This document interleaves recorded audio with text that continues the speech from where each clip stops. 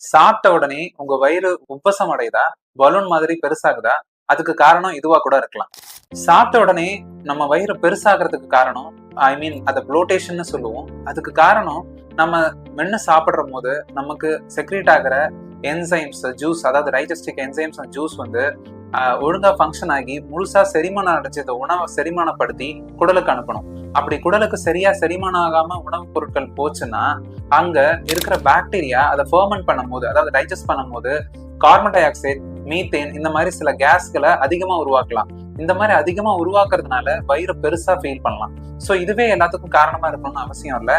இதை தாண்டி உங்களுக்கு ஸ்ட்ரெஸ் ஒரு முக்கியமான காரணம், லிவர் ஹெல்த் சரியில்லைனாலும் அது ஒரு காரணம், நல்லா சூ பண்ணி சாப்பிடலனாலும் அது ஒரு காரணம், தூக்கமின்மைனால செரட்டானின் குறைபாடுனால கூட இந்த மாதிரி எல்லாம் ஆகலாம்.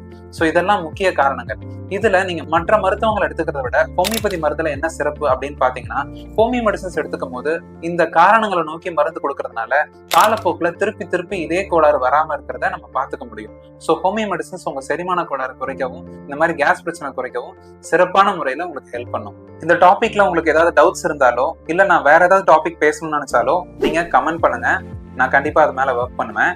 சோ அது இல்லாம நான் டாக்டர் அனந்த சிவசேரன், அகம் ஹோமியோபதி கிளினிக்ல இருந்து. நம்ம கிளினிக் பூந்தமல்லியில இருக்கு. கான்டாக்ட் டீடைல்ஸ் இந்த ஸ்கிரீன்ல ஓடிட்டு இருக்கிற நம்பருக்கு நீங்க எனக்கு கால் ஆர் டெக்ஸ்ட் பண்ணீங்கன்னா ஆன்லைன் ஆர் ஆஃப்லைன் கன்சல்டேஷன் எடுத்துக்கலாம். தேங்க்யூ.